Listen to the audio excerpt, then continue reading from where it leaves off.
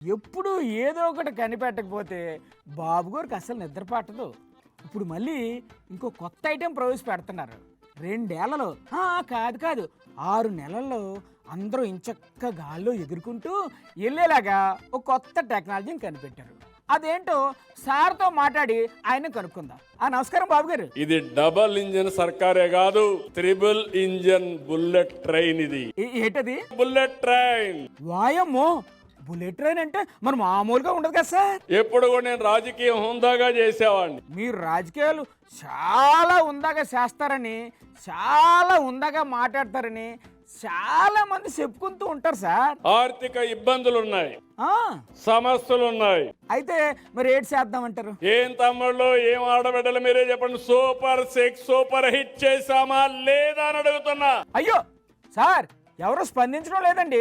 ఏదో అరిక తిన్నట్టు అంటున్నారు వాళ్ళు. రాజకీయ నాయకులకు కావాల్సింది మీరు అభినందిస్తే అడిషనల్ గా కిక్ వస్తుంది. మీకెందుకు సార్ కిక్కు?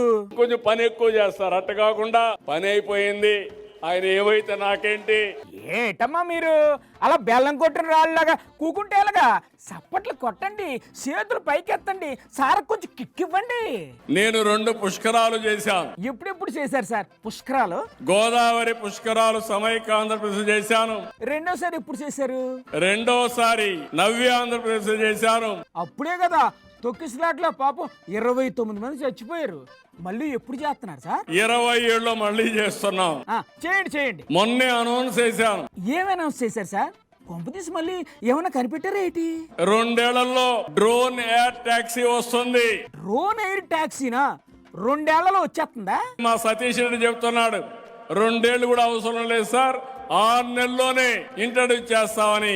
ఏం చేస్తారు సార్ ఆ డ్రోన్ ఎయిర్ టాక్సీలతో? అంటే మీ మిద్దె పైన దిగొచ్చు. అవునా?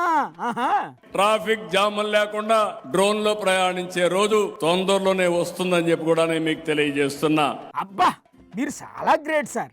ఆ డ్రోన్ ఎయిర్ టాక్సీలతో పాటు డ్రోన్ ఎయిర్ ఆటోలు, బైకులు కూడా తీసుకొచ్చేయండి సార్. ఎవరో కావాల్సిన వాళ్ళు వాడేసుకుంటారు.